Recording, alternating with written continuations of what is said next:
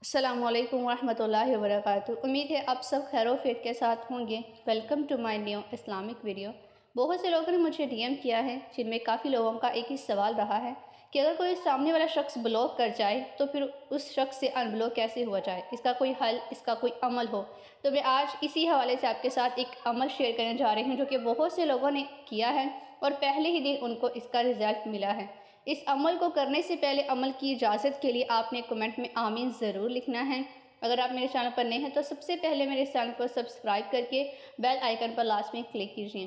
یہ عمل جو ہے کم از کم 11 ڈیز کا ہے، یعنی کہ 11 دن کا ہے۔ ایسا نہیں ہے کہ آپ نے پہلے دن جیسے اس عمل کو کیا، آپ کو رزلٹ ملا تو آپ نے باقی دن چھوڑ دی، یعنی کہ باقی دنوں کو آپ نے اسکپ نہیں کرنا۔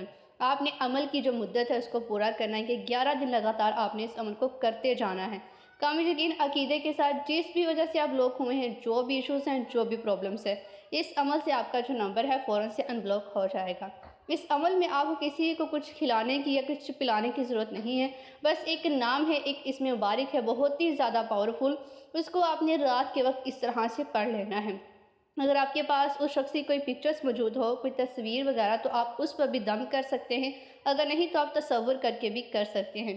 تو اس لیے جو عمل کا صحیح طریقہ کار اس کو صحیح طریقے سے ملاحظہ کیجیے اور توجہ دھیان کے ساتھ اس کو سن کر پھر اس کو سٹارٹ کیجیے۔ آپ نے نماز عشاء کے بعد بستر پر باوضو ہو کر 786 ٹائم آپ نے اس اسم مبارک کو پڑھ لینا ہے، جو کہ اس وقت آپ اسکرین پر دیکھ رہے ہیں، هو الرحمن الرحیم۔ 786 ٹائم آپ نے اس کو پڑھنا ہے، اپنے مقصد کو اپنے ذہن میں رکھتے ہوئے۔ اول آخر آپ نے تین مرتبہ درود پاک پڑھ لینا ہے، اور درود پاک آپ نے درود ابراہیمی پڑھنا ہے جو کہ ہم نماز میں ادا کرتے ہیں۔ بلاک کر دینا یعنی کہ سامنے والے پرسن کو نظر انداز کرنا، ہر ایک جگہ سے اس کو نظر انداز کر دینا، اگنور کرنا۔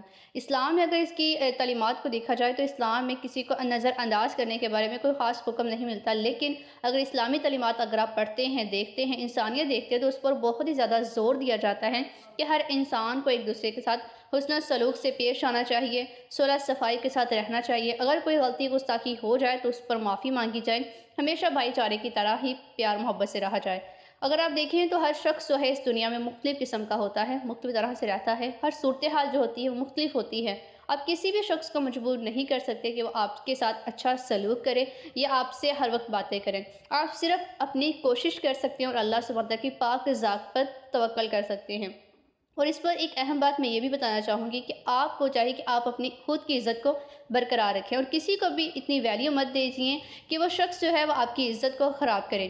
شاید اس شخص کے پاس وقت نہ ہو آپ سے بات کرنے کے لیے، یا بہت سی ایسی ریزنز بن جاتی ہیں کہ وہ شخص آپ سے ناراض بھی ہو سکتا ہے، یا کچھ ایسی فیملیز پرابلمز ہوتی ہیں جس کی وجہ سے وہ شخص آپ سے بات نہ کر سکے۔